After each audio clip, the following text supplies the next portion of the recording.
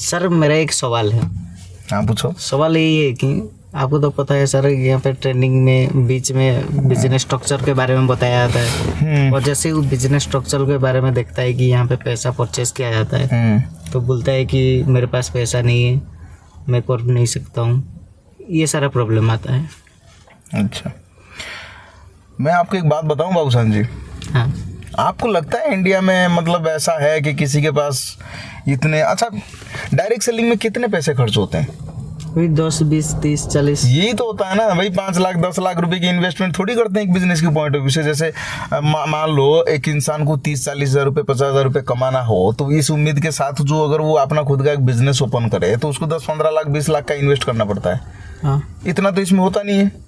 नहीं। हर किसी को पता है भाई, दुनिया में जो भी डायरेक्ट सेलर हैं या नॉर्मली बाहर के लोग क्या कह रहे हैं क्या नहीं कह रहे हैं, लेकिन डायरेक्ट सेलिंग में जो खर्चा होता है, जो परचेजिंग होती है, खरीदारी होती है, वो मुश्किल से यही 10, 15, 20, 30, 40 मतलब ज़्यादा से ज़्यादा 50 तक पहुंच जाता है।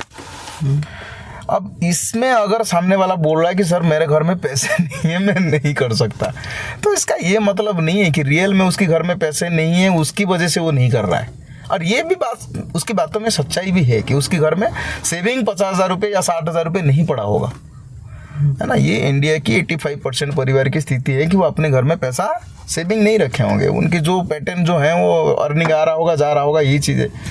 लेकिन वो सीधा मना अगर कर दे रहा है ना, तो इसका ये मतलब है कि उसको समझ में नहीं आया कि वो उसने जो बिजनेस स्ट्रक्चर देखा, पैसा खर्च हो रहा है किसकी वजह से, किस लिए, यानी कि वो किस लिए खर्च करेगा, उसको खर्च करने से फायदा है या नुकसान है, उसको ये बात समझ में नहीं आया।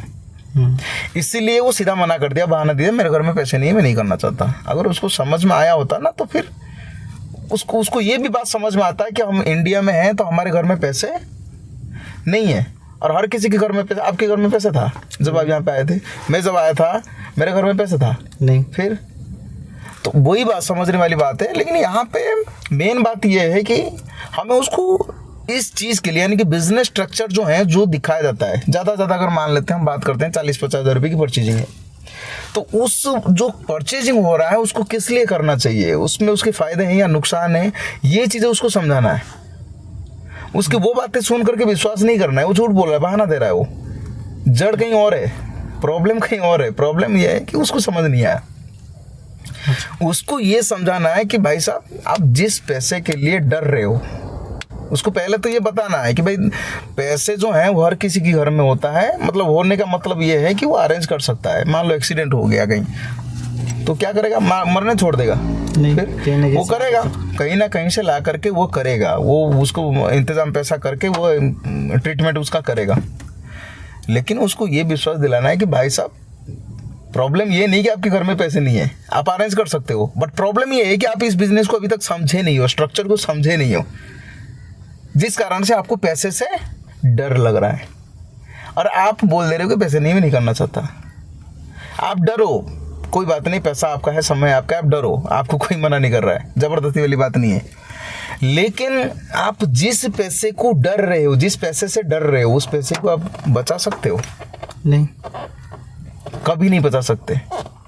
क्योंकि आप खुद ही समझ लो कि आप खुद ही सोचो थोड़ा सा, आप जिस डायरेक्ट सेलिंग बिजनेस में बैठे हो, जहाँ पे परचेजिंग, खरीदारी के लिए जो पैसे खर्च हो रहे हैं, आप अभी तक मान लो आपकी उम्र जो है 20-22 साल, 25 साल है उम्र, 25 साल तक आप बिना खरीदारी का जिंदगी जी ले क्या?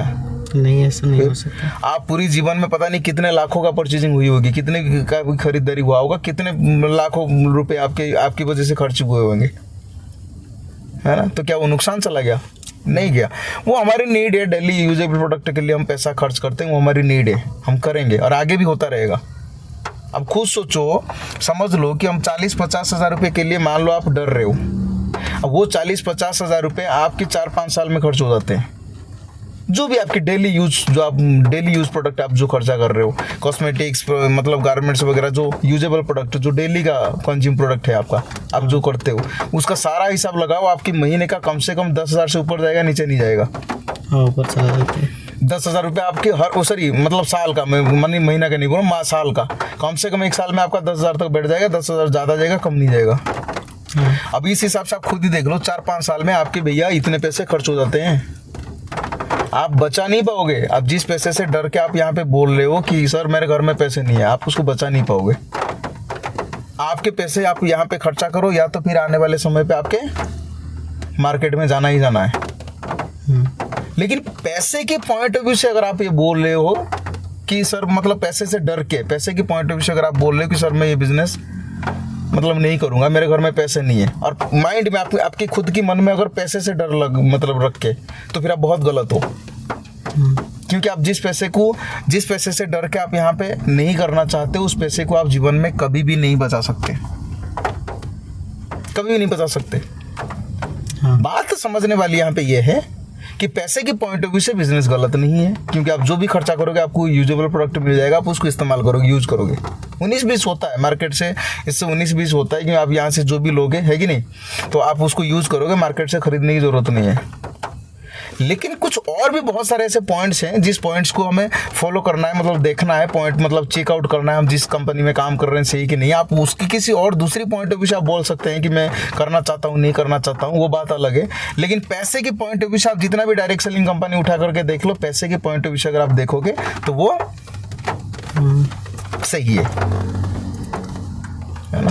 तो पहले आप ये समझो कि उसको बिजनेस स्ट्रक्चर समझ में नहीं आया। बिजनेस स्ट्रक्चर आप इस तरीके से समझाओ कि जिस पैसे से वो डर रहा है उस पैसे को बचा नहीं पाएगा, वो खर्चा हो ही जाना है। उससे अच्छा है कि आप ऐसे जगह पे खर्च कर दो जहाँ से आउटपुट आने का चांसेस हो, बेनिफिट दिखाना है, बात खत्म। समझे कि नहीं समझे? ठीक है।